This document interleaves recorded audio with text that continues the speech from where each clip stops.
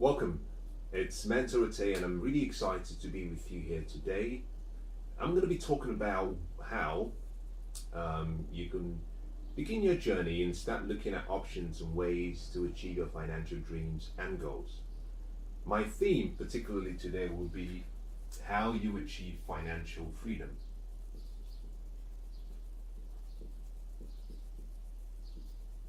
Now, this is a word that I love because of the four-letter word free. I believe everyone can and should aspire to become financially independent, financially free, and wealthy. It doesn't happen by chance, it doesn't happen as a result of good luck. Yes, some people are born into wealthy families and some fall on some good fortune. But for the majority of us, we have to begin with what we have. We have to make the best use of the resources that we have. Now, the greatest resource you have is yourself.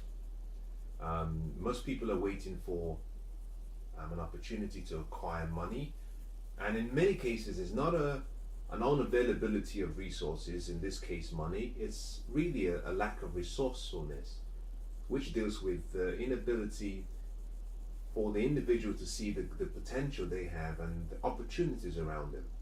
Now, the first thing I want to say, if you want to become financially free, is you've got to define financial freedom in such a way that it suits who you are, it meets your purpose and vision, because we're all different. And I've found from experience that every family and everyone we all have different needs.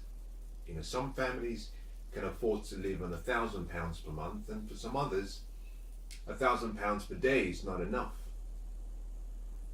It's all about the individual. Now, the first thing you want to do is define what financial freedom means to you. Now, I'm going to share my definition with you, perhaps to guide you. You don't have to accept this definition because you have the power of choice. You can choose for yourself what that means. Financial freedom, in my opinion, and wealth is simply you being able to live the life you want to live, maintaining the chosen lifestyle you like, without the necessity to work. As a result of having investments that create income that exceed your standard or your cost of living. So in other words, to put it very simply, financial freedom is arriving at a place whereby the income you generate from your investments exceed all of your expenses and allows you to live the life you want. Now, you can choose to work, but in this case, you'll be working because you want to and not because you have to. So financial freedom eliminates that need for security, that need for comfort, but more importantly, that need to serve money. With financial freedom, you have money working for you as opposed to you working for money. That's the first step.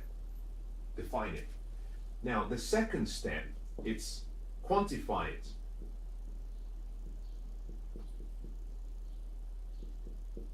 What this means simply is, what does it take to be financially free? You know, if I walk down the streets of London, doesn't matter where I am in London, if I stopped everyone that I met and I asked them the simple question, would you like to be financially free? Everyone would say yes. If I asked another question, what is financial freedom to you? Very few will be able to answer that. If I ask the second question, how much would you need? And how would you know when you're financially free? Even a fewer number can answer that question. If I ask the third question, what's your plan? And are you doing daily what is necessary to get you there? In my experience, from my experience, only 1 in 100 people can answer the 3 questions correctly. Very few have a plan. Some have an idea in their minds, but very few have a plan written down.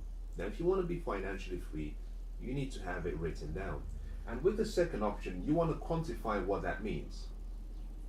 By quantification, it simply means, how would you know when you're financially free? What exactly do you need?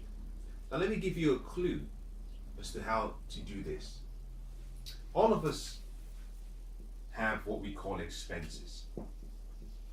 If you go back to the definition I gave you, I said financial freedom is your ability to live the life that you've chosen, maintaining your standard of living by having income from your investments covering your expenses. So the key thing to remember here is that wealth is all about income.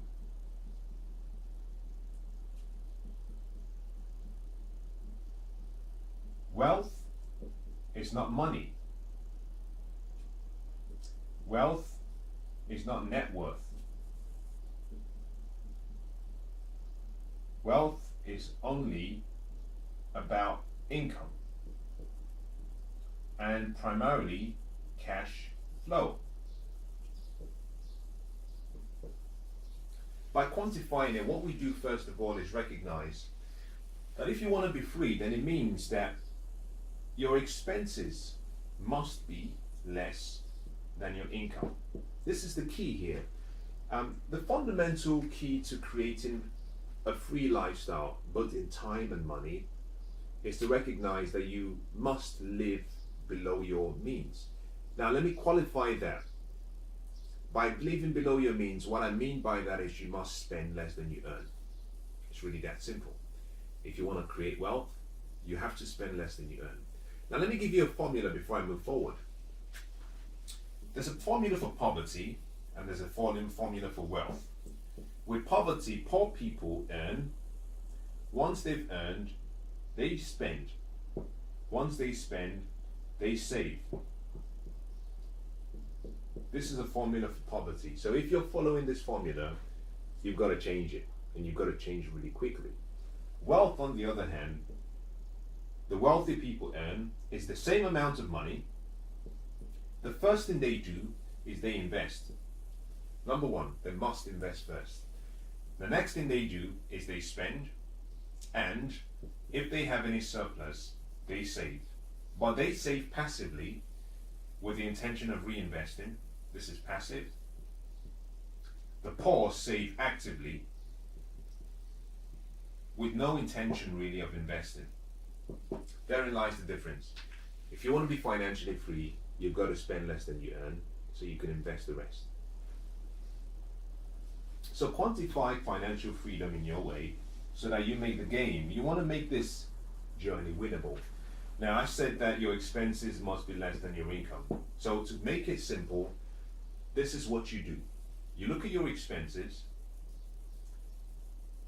and you recognize that wealth has what we call a ratio. And the ratio of wealth and financial freedom is when you have your expenses divided, your income divided by your expenses, and is greater or equal to 1. So, meaning if you earn exactly what you spend, you break even. There's no allowance for redundancy, but you're okay. If you earn more income than you spend, then you're financially free, if this comes from investments only.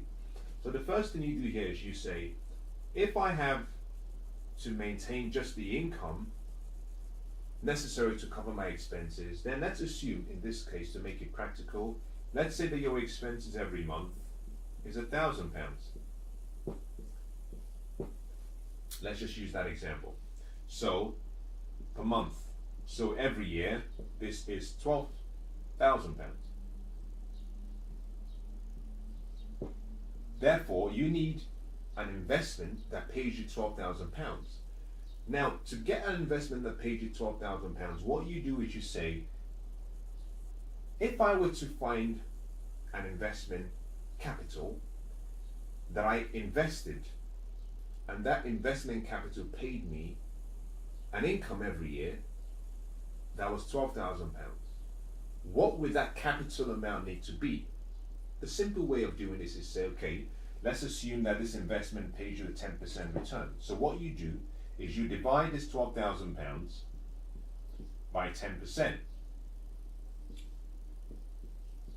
meaning that you would need £120,000 as an original investment. If this £120,000 is paid into a great investment vehicle that paid you a 10% return, annual return, then every month you would have £12,000 to maintain your standard of living. So your target in terms of quantifying what you need is £120,000 is your target. That's what you need to get. That becomes your goal. It's really that simple. Now once you've done this, you've set your goal, you've quantified it, you have it written down. There's a very important question you should ask yourself.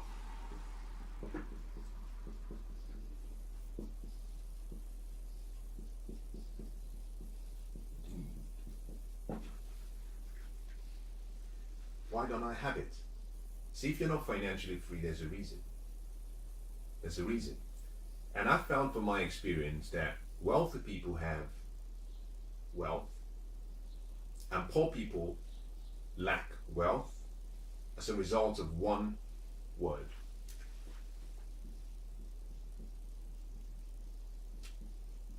Habits. Habits make you poor or they make you wealthy. How you live decides your future. So you've got to go back and ask yourself, am I living a lifestyle of someone who is poor? Do I have poor money habits? You see, money always follows management. Wherever there is good management, money goes. Money is attracted to management. If you have good habits, money is attracted to you.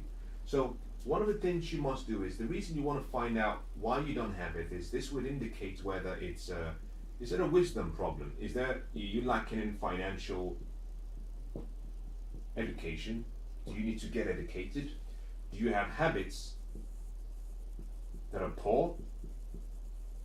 And are this then generating what we call paradigms that are controlling you? Is this a self-image problem? Are you in debt as a result of your poor habits? Or is it just that you have too many responsibilities and you don't have the time to study to improve your life? Now, this is how important. In many cases, most people are trying to do too much. I found from my experience that I shouldn't have cleaned this out, so let me write this back again.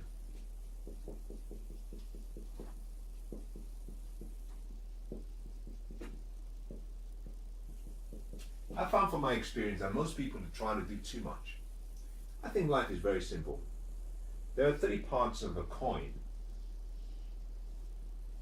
Imagine this being a coin, or that being the coin. You have what we call the heads, you have what we call the tail, and you have what we call the edge. Now, true intelligence can be found in standing on the edge so that you can look on either side and make the right decisions.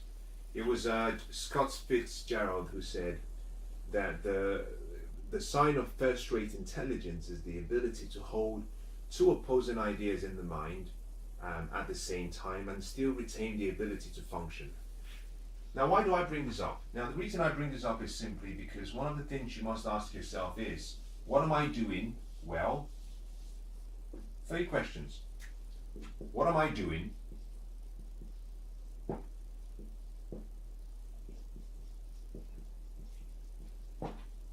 What am I doing poorly?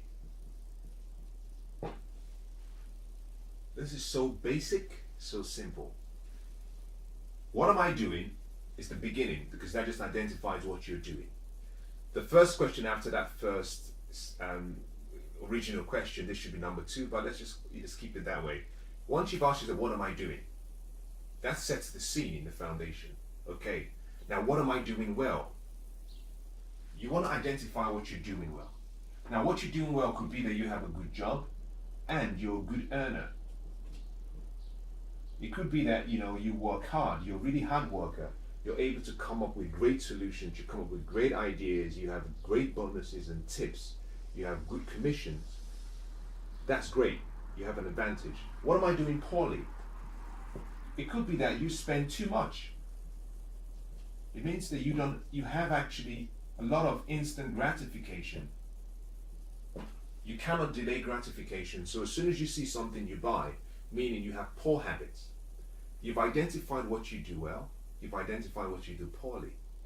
The secret to success is stop doing what you're doing poorly and focus all of that energy and attention into doing what you do well.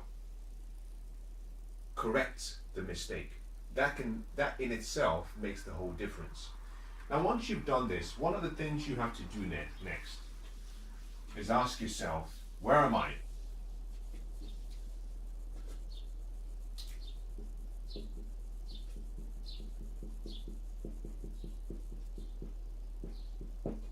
Now, we don't like to ask this question, especially financially. And by this, I'm simply referring to, what is my net worth? And what is my wealth worth? These two give you an idea about your financial position. You already have your financial goal, you've quantified it, but to get you going from where you are towards your destination, you've got to know how bad you are, how bad it is. If you're in a ditch, you've got to stop digging. The first thing you want to know is, how deep am I? Because to get to the top of the mountain, to get to the mountaintop, first of all, you've got to come back to ground zero. And then you find a ladder that gets you up the way to the top. But you've got to start by asking yourself, where am I? And that begins by finding out what your net worth is. Very easy to do. And finding out what your wealth worth is. Very easy to do as well. Now, once you've established both, now you have the authorization to now start traveling in the direction of your goals and dreams. Now, the final thing you have to do is you need a strategy and a plan. You need a strategy and a plan. The strategy and the plan is simply to get you to your destination. Remember that your destination is you want to get £120,000 saved, not saved rather, secured in an investment that pays you a 10% return. The question is how? What are my options? Now, there are so many options available. But before you even get into choosing an option, the first question you ask yourself is, what is my plan? Because the plan makes the success possible. The plan is what makes the investment strategy or vehicle possible and successful. You need a plan. Now, let me give you something that I hope you remember for a long time. I talked about the fact that if you want to be wealthy, you must spend less than you earn. That is because the strategy you're going to implement will require and will necessitate you doing something with what you save or what you set aside from what you earn. That has to be invested. Now, the ancient Babylonians were very wise and very wealthy people, and what they said is that a portion of what you earn is for you to keep, meaning pay yourself first. The minimum you must set aside is 10% every month. 10% of your net income must be set aside every month. We call this active investment, and this is where you invest this money to create the £120,000 you need. Now, this percentage will have to be increased based on how quickly you want to achieve your financial goal. So the next thing you ask yourself is, when do I want to be free? Which is about a time. Give yourself a timeline. You might say, I want to be financially free in 10 years, I want to do in 5 years, I want to do in 7 years. The time you choose will decide and dictate how much you have to save or set aside to invest. Now, I hope that's been useful. Now, I want to wish you the best of luck, whatever your choice of decision might be. Remember that all of these techniques and ideas I'm sharing with you are not simply to be used or followed.